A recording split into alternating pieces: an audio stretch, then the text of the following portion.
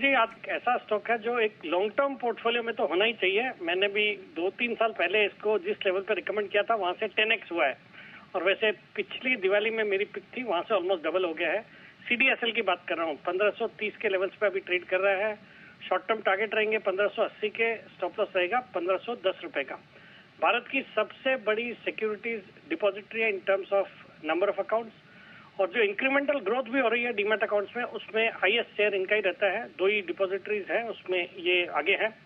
और बाकी जिस तरह से सरकार ने, एक तो इक्विटीज तो डिमेटेरियलाइज कंपल्सन है ही है, पब्लिकली जो लिस्टेड कंपनीज है, प्राइवेट कंपनीज के लिए भी ये लागू किया है, तो उसका एक फायदा होता है। फिर बॉन्ड्स है, insurance policies, mutual fund units, even land documents भी आजकल डिमेटेरियलाइज होने लगे, तो उसका भी एक फायदा इस कंपनी को होगा। तो एक highly under penetrated sector with tremendous growth potential. 17 crore demat accounts Bharat में हो गए हैं, और अब आने वाले 3-5 साल में ये 30 करोड़ होंगे ही, तो उसका भी एक बहुत बड़ा फायदा इस कंपनी को होगा। और बाकी फंडामेंटल्स बहुत ही मजबूत है। सितंबर तिमाही के नतीजे ब्लॉकबस्टर नतीजे थे। 109 करोड़ का जो पिछले साल पैट था वो बढ़ के आया 162 करोड़, और ऑपरेटिंग प्रॉफिट मार्जिन इस कंपनी के है अराउंड 68%।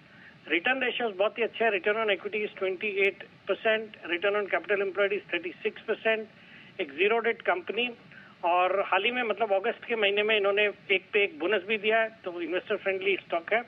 और FIs भी अच्छी खासी 38-39% हिस्सेदारी रखते हैं, जिसमें बहुत प्रोमिनेंट नाम है।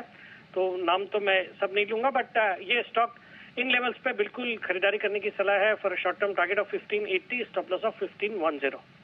1510 का स्टॉप लॉस, 1580 के टारगेट के लिए करें खरीदारी CDSL में। सेठी साहब, आपकी दोनों पिक हो गई? हाँ अनिल जी, हो गई ना।